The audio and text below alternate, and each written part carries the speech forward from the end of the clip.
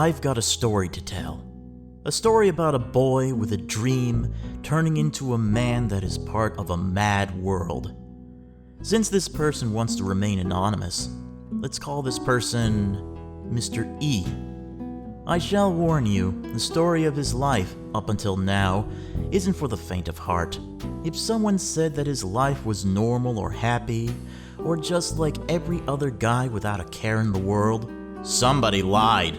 He pretty much entered into a world of uncertainty, opportunities taken away, and delicatessens given only to the privileged.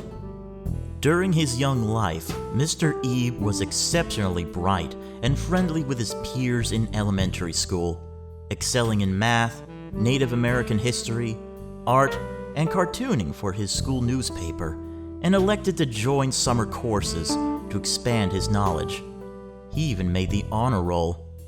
He was also a Boy Scout with a sense of order and discipline. What bothered him was that he didn't like his teachers repeating the term "follow directions," which they said constantly, and he always wondered why he was getting special attention from the teachers and staff and asked to go to a different classroom every day in the middle of the day. He also learned that he was a Scorpio and learned more about his personality, which he is still learning today. He was resourceful, brave, and passionate, but he was stubborn. His weaknesses was being distrusting, jealous, secretive, and only rarely violent when he couldn't tolerate annoying things any longer, such as other students being disobedient to the teachers. While he was passionate, his passions would be fueled by what he was missing from the outside world. When Mr. E was 8 years old, his family decided it was time to get a satellite dish. Mr. E was then introduced to media that he has never seen other than Saturday morning cartoons. Cartoon Network, Nickelodeon, G4TV, Stars, Encore, and Fox. He was introduced to a new world and grew a passion for animation, film, game design, and music. After getting his first computer, he used what he had from old DV camcorders, Windows Movie Maker, and KidPix Studio, and made shorts and showed them to his family every Christmas. A year later, he was then introduced to a new form of animation, Japanese anime. He saw it as an art form to master. His parents called it an obsession. In hopes to take a filmmaking course in college, he first had to survive junior high and high school. Little did he know, it was a journey through hell. While his first year in junior high was normal and went well, even with some unexpected events, the remaining 6 years would change him, and not for the better. Because of his sense of authority, order, and getting on the teacher's good side, he was labeled the policeman of the world and was constantly picked on, teased, and bullied. Twirling his hair, pinching his neck, poking his back when his back was turned, and his tormentors always denying doing anything wrong towards him. It got so bad that he contemplated suicide. He thought lead poisoning by ingesting pencil lead would result in a slow death, but his psychologist was quick to point out that what he was ingesting was graphite, which was harmless, and lead would kill him, but it would make him stupid first. He then learned about why the teachers sent him to other classrooms. He was given special accommodations because of his mental disability. He learned that he had Asperger's syndrome, a form of autism on the spectrum. To get his mind off of all the bullies and thoughts of suicide, he secluded himself to the library every day after school, learning more about anime and manga and the Japanese culture in general. He watched his favorite anime every day after school, fueling his passions more. He joined various theater and musical groups. He gained a new reputation as a member of the chamber choir, marching band, and was an actor in 2 school musicals. After graduating, he entered college and his bullies were all gone. This was the time to heal, but his parents didn't make it easier. After college was over, and Mr. E was trying to find a job, his parents, especially his father, was trying to get him away from film and anime. He tries to explain that he uses anime as an inspiration to make film. Mr. E wanted so badly to tell him, "Cartoons are my life.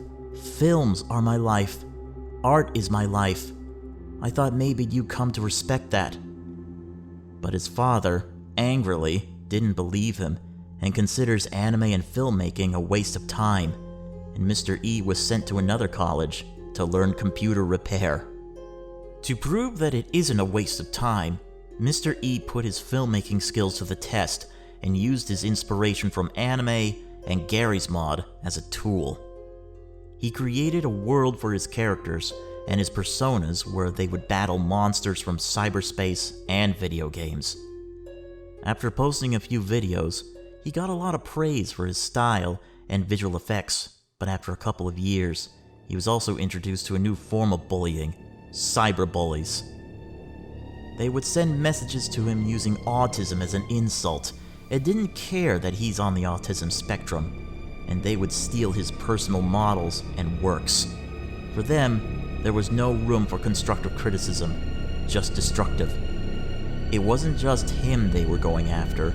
They were harassing others that had the same passions, same creativity, and same inspirations that made the cyberbullies cringe. His feelings were hurt, and he felt sorry for the others that were also getting harassed, but it didn't stop him from creating videos.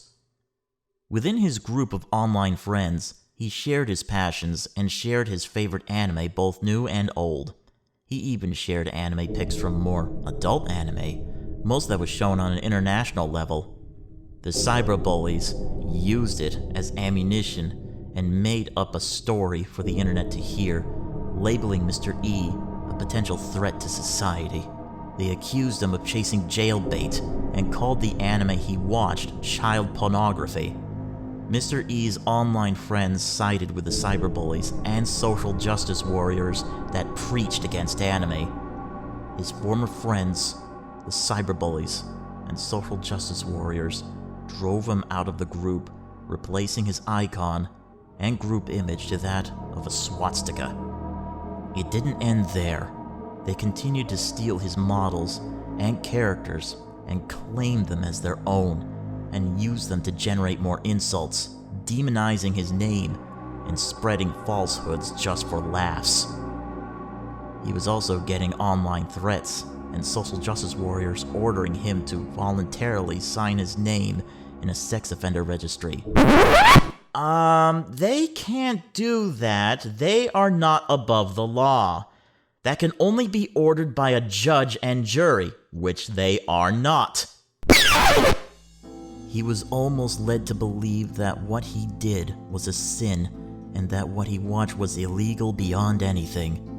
It led him to a state of heavy depression, where his community college days ended badly. He failed his exam, he didn't get a certificate, he didn't care. Because of the betrayal of his friends, being the center of insults, and was judged badly, led him to think of suicide again, along with post-traumatic stress and unhealthy social anxiety. It left him tired, stressed, unmotivated, and despairingly wanting validation. He thought to himself, "They don't understand Japanese culture or how Japanese media works like I do. They don't know what art is, but they are nothing, and they will never learn, or they just refuse to understand. These people are nothing but selfish, poorly educated, virtue-signaling turds inspired by the adults around them who crave a feeling of having a noble cause while indulging themselves in Western luxuries and unprecedented qualities of life."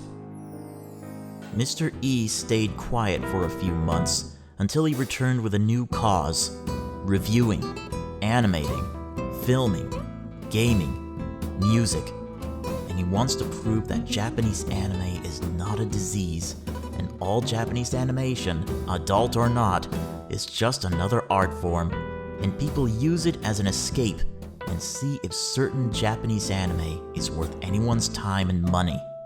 He wants to prove that you can watch hentai for plot, acting in hentai was a big resume builder in Japan, but above all else, share his passions. He also wants to take his filmmaking skills and visual effects skills further by helping those in need of logos or intros. He may not be battling sea devils in cyberspace or having adventures with anthropomorphic horses with katanas, but he is wearing a dark shade where he shows creativity and mystery along with storytelling and wonder, and creating a new world for his stories. And he looks pretty good in a black suit. You damn right I do!